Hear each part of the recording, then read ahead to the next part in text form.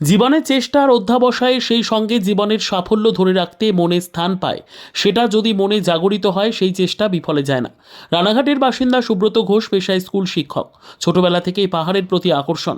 শুধু তাই নয়, তার বোন সুমিত্রা দেবনাথ সেও পাহাড়ের প্রতি আকর্ষণ, আর তাই দুজনে মিলে বিভিন্ন পাহাড়ের শৃঙ্গ জয় করার চেষ্টা চালিয়ে যাচ্ছেন, আর তাতেই সাফল্য অর্জন করেছেন। গত বছরে অরুণাচলে প্রথম অসামরিক শৃঙ্গ জয় করে ফিরেছিলেন, আর তারপর থেকেই তাদের মনে পৃথিবীর সর্বোচ্চ শৃঙ্গ মাউন্ট এভারেস্ট জয় করার চেষ্টা।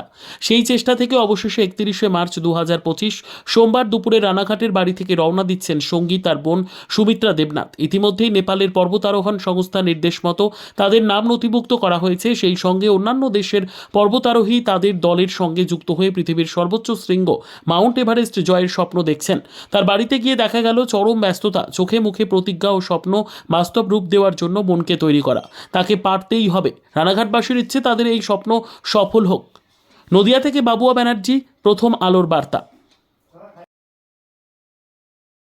পালকে আর একটা মানে গর্বিত এবং সম্মানের একটা কাজ আসছে, সেটা আপনার মাধ্যম দিয়ে এভারেস্ট জয় এর হাতছানি। রানাঘাট কেন, নদিয়া এটা খুব কম পেয়েছেন। তা আপনি কবে রওনা হচ্ছেন আর কবে সেখানে পৌঁছবেন, এটা যদি একটু বলেন। আমি 31শে মার্চ রানাঘাট থেকে রওনা হচ্ছি। 1 এপ্রিল নেপালের কাঠমান্ডুতে পৌঁছব। সেখান থেকে পরবর্তী কার্যক্রম শুরু হবে। আর পুরো বিষয়টা প্রায় 2 মাস সময় লাগবে। তার মধ্যে বেস ক্যাম্পে পৌঁছানো, সেখান থেকে একটার পর একটা স্টেপ পেরিয়ে ক্যাম্প 1, ক্যাম্প 2, ক্যাম্প 3 এরকমভাবে চলবে রোটেশন। একাধিকবার উপরে যেতে হয়, আবার ফিরে আসতে হয়। ফাইনালি মে মাসের হয়তো ফার্স্ট বা সেকেন্ড উইকে আমাদের ওয়েদার উইন্ডো দেখে সামিটের উদ্দেশ্যে যাত্রা শুরু হবে। সেটা এখনই এক্স্যাক্ট ডেট বলা সম্ভব নয়, তখন যখন ওয়েদার ফোরকাস্ট অনুযায়ী যে ডেট পাবো আমরা, সেই অনুযায়ী এগোনো হবে। কতগুলো উচ্চ মানে পাহাড়ে আপনি উঠেছেন, তার মধ্যে এই দুর্গম তো এভারেস্ট, কতক্ষণই মনে শক্তি সঞ্চয় হচ্ছে এবং কতক্ষণই আনন্দ লাগছে। অবশ্যই পৃথিবীর সর্বোচ্চ বিন্দু জয় তো সহজে হয় না। তো সেই সর্বোচ্চ বিন্দু ছোঁয়ার জন্য আমি এগোচ্ছি, মানসিকভাবে প্রস্তুত আমি এখন অনেকটাই। তার সঙ্গে সঙ্গে শারীরিক প্রস্তুতিও চলছে। আর ইতিমধ্যে আমি একটা 8000 মিটারইও অ্যাটেম্প্ট করেছিলাম 2022-এ, যদিও সেটা সফল হয়নি দুর্যোগের কারণে, কিন্তু অনেক দিন ধরে করছি, ফলে বিশ্বাস আছে। তৈরি করেছি নিজেকে একটু একটু করে সমস্ত রকম পরিস্থিতির জন্য। আশা করছি সকলের শুভেচ্ছা নিয়ে সেই স্বপ্ন পূরণ করতে পারবো। এর আগে কোন সিংহ জয় করলেন? আমি গত বছরই অক্টোবর মাসে অরুণাচল প্রদেশের যেটা সর্বোচ্চ আরোহণযোগ্য শৃঙ্গ মাউন্ট গরিচেন, সেটা ছুঁয়ে এসেছি। তার আগে মাউন্ট রামজাক ছুঁয়ে এসেছি ওই বছরই। তারও আগে মাউন্ট জগৎসুখ হিমাচল প্রদেশের একটা অপেক্ষাকৃত কম উচ্চতার শৃঙ্গ, সেটা ছুঁয়ে এসেছি। তার আগে বিগত বছরগুলোতে আমি নিয়মিত অভিযানে যাচ্ছি এবং এখনও পর্যন্ত বেশ অনেকগুলোই শৃঙ্গ আমি সফলভাবে ছুঁয়ে এসেছি। সঙ্গে কে কে যাচ্ছেন আর কি নিয়ে যাচ্ছেন? এখান থেকে আমি আর আমার সহযোগী মেম্বার হিসাবে আমার দিদি সুমিত্রা দেবনাথ, আমরা এই দুজনই যাচ্ছি এখান থেকে। আর এখান থেকে আমাদের সমস্ত ক্লাইম্বিং ইকুইপমেন্ট যাচ্ছে, তার সঙ্গে আমার বিদ্যালয়ের পতাকা, আমি লায়ন্স ক্লাব অফ রানাঘাট ওয়েস্টের সঙ্গে যুক্ত, সেই লায়ন্সের পতাকা, আমাদের দেশের জাতীয় পতাকা, এগুলো আমাদের সঙ্গে যাচ্ছে। অনেক সাফল্য এবং শুভেচ্ছা আমরা কামনা করছি। পাশাপাশি যে সিংহটায় যখন উঠবেন, সেই স্মৃতি হিসাবে নিশ্চয়ই তো কিছু নিয়ে আসবেন উপরে পাহাড়ের, সেটা মণিকোঠা রাখবেন। কী আনতে চাইছেন সেখানকার? এক টুকরো বরফ না পাথর না কি? আসলে এভারেস্টে যদি আমি পৌঁছাতে সক্ষম হই, তাহলে অবশ্যই স্মৃতি হিসাবে বেশ কিছু ছবি নিয়ে আসবো। আমাদের দেশের জাতীয় পতাকা সেখানে ওড়াতে চাই, আমার সংগঠনের পতাকা ওড়াতে চাই।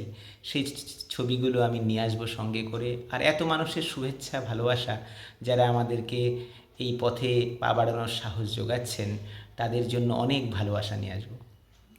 আপনার নাম? সুব্রত ঘোষ। কিন্তু সঙ্গী হচ্ছেন ভাইয়ের সঙ্গে, কতক্ষণই আনন্দ লাগছে? ভীষণ আনন্দ লাগছে, কারণ স্বপ্নটা দেখেছিলাম একসঙ্গে মাউন্ট এভারেস্টে যাব, সেটা এখন অর্ধেক হলেও বেশ কিছুটাই তো পূর্ণ হচ্ছে। ভাই এভারেস্টে যাচ্ছে, সেটা সত্যি খুব আনন্দ লাগছে। আর এমন যদি হতো আমি বাড়িতে পড়ে থাকতাম, দুই দিক থেকে আমার কষ্ট হতো। সেটা হচ্ছে আমি যেতে পারলাম না, তার সঙ্গে সঙ্গে দুশ্চিন্তা। অন্তপক্ষে আমি এটা তো বলতে পারছি যে ভাইয়ের সঙ্গে আমি এভারেস্ট বেস ক্যাম্প পর্যন্ত পৌঁছে যাচ্ছি, ফলে এটা ভীষণ আনন্দের।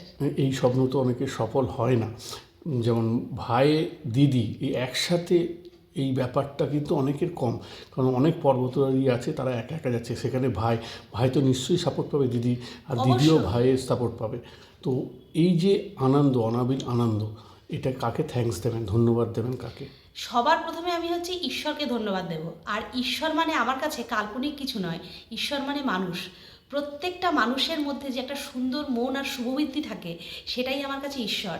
অনেক মানুষ আমাদেরকে ভালোবাসেন বলেই আমাদের এই স্বপ্নটা পূরণ হতে চলেছে।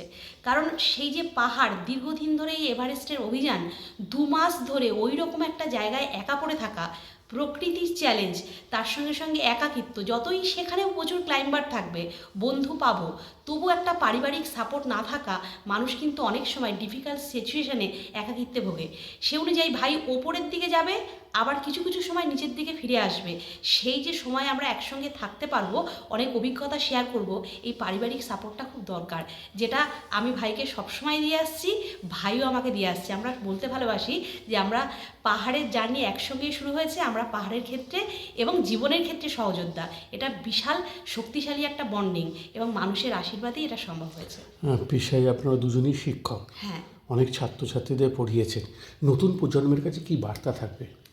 নতুন প্রজন্মের কাছে এটাই বার্তা থাকবে যে প্রথমে একজন ভালো মানুষ হয়ে উঠতে হবে, নিজের মধ্যে যে শুভবুদ্ধি আছে সেটাকে জাগিয়ে তুলতে হবে, আর আর শারীরিক দিক থেকে শক্তিশালী হতে হবে, মনের দিক থেকে সবসময় ইতিবাচক থাকতে হবে। চারিদিকের যা অবস্থা, তাতে যদি আমরা মনের দিক থেকে শক্তিশালী হতে পারি, যে কোনো অ্যাসপেক্টে আমরা লড়াই করে এগোতে পারবো। আর সেই লড়াই করার জার্নিটা কিন্তু আমরা পাহাড় থেকে পেয়েছি। অনেক ধন্যবাদ, এবং আপনাদের সবসময় উইশ থাকবে। আশা করি যে যাত্রা সেটা সফল হোক। আপনারা তো মার্চের 31 তারিখেই যাচ্ছেন, 31 তারিখে, পৌঁছচ্ছেন 1 তারিখ, 1 তারিখে আমরা বর্ডার ক্রস করে নেপালে পৌঁছাচ্ছি। আর পাহাড়ের যে পাট ছানিটা মানে প্রথম পদক্ষেপটা কত তারিখে দিচ্ছেন? আমাদের ধরুন কাঠমান্ডুতে যদি 2 দিন থাকতে হয়, তারপরের দিন লুকলা যাচ্ছি, তারপরের দিন থেকে বা তারপরের দিন থেকে আমরা মোটামুটি হাঁটা স্টার্ট করছি। সঙ্গে তো নিশ্চয়ই ক্যামেরা থাকছে? অবশ্যই ক্যামেরা তো থাকবে, এত সুন্দর সুন্দর স্মৃতি, সেগুলো তো আনতেই হবে। অনেক ধন্যবাদ। কী নাম আপনার? সুমিত্রা দেবনাথ।